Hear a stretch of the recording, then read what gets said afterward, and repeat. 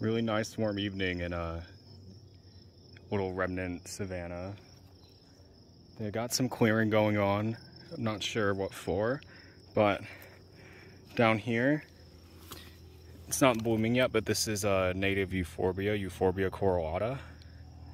You can see if I break a leaf off, it'll start bleeding that milky latex sap. And then right next to it is this lithospermum. I believe this is Lithospermum carolinense. This is in the borage family. The the common name is hairy puccoon. If this is in fact canescence, then it's a hoary puccoon. And then right near it is a species that I've never seen before. I'm assuming this is a penstemon. Let's try to focus. Yeah, this beautiful penstemon species, all hairy. I took some pictures of the staminode. The staminode is, I guess, what you would call nude, because all the internal flower anatomy is, all the flower anatomy is internal. It's inside the corolla, and this place is really, really cool. Supposedly there's clasping milkweed out here, but I've not seen it. Hoping it's not extirpated, but it's possible it could be. And there's some Hieracium in the aster family. Don't know if that's a native species or not.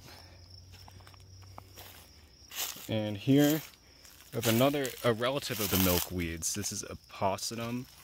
Forget the actual species name, but this is dogbane.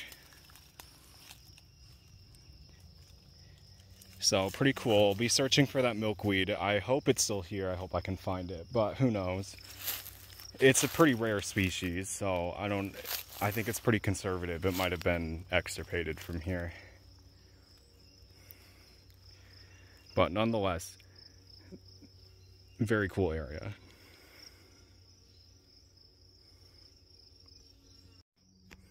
You know, I was under the impression that this area was not managed and was just being allowed to grow over.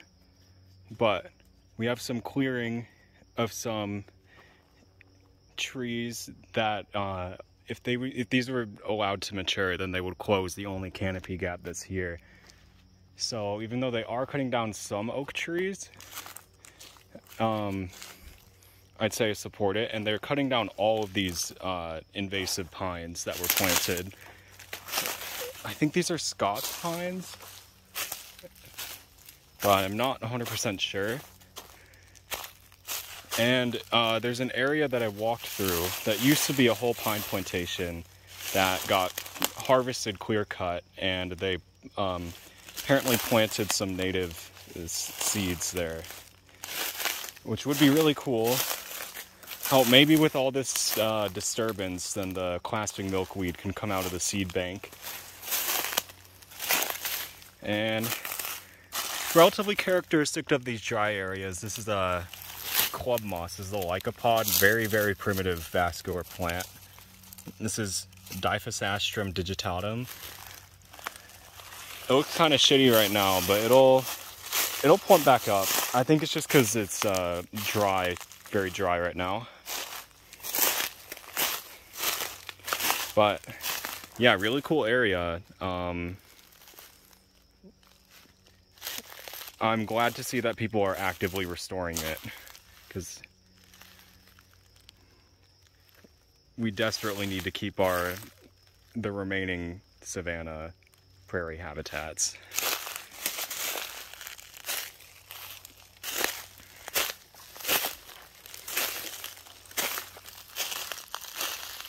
Yeah, very beautiful out here. Really hot, humid summer evening, but makes it worth it. So no sign of the milkweed, but in this little patch where there's almost just bare sand with lichen on it, there's some plants that are adapted to these open, bare sand habitats. They really can't stand any sort of competition, and you'll see why, because they're so incredibly tiny. First one here is still flowering. This is Nuttalanthus canadensis. This is in the plantain family, Plantagenaceae. And you can see just how tiny these flowers are compared to my finger. They're really hard to notice plants, especially when they're not flowering. And the leaves are also really thin and they bolt upwards. These don't have a basal rosette because they're biennials. So the first year they're just a little rosette gaining energy, and then the second year they bolt up with these flowers. And the second species isn't flowering. I'm a little late, but here's some of the seeds, and you can notice they fly away. They're kind of like miniature dandelion seeds. They fly away from the wind with that hairy pappus, just like a dandelion. And that's because these are dwarf dandelions. Curiga is the genus. This is Curiga virginica, I think. This one over here has heads that have closed. The seeds aren't fully developed yet. These are also tiny, tiny plants, and they need bare soil, essentially. They have these tiny little rosettes of almost dandelion-looking leaves, and their flowers kind of look like a mini coreopsis.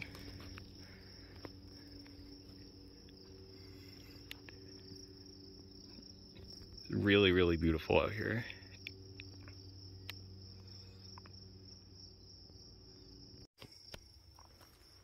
So each one of these clearings has their little special plant communities. Not sure why, but each one of them are different. And this one that I stumbled across is absolutely full of wild lupin. And these flowers are so, this plant is so gorgeous.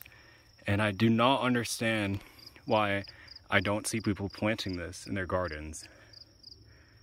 We have all these European, Asian flower species that we plant in the gardens that fill up the garden centers. But look at these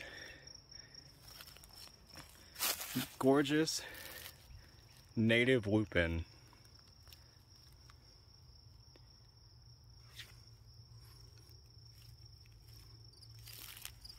They come in so many natural color variations as they age, and just in general. Some of them can be almost pure white, and some of them can be dark, dark violet.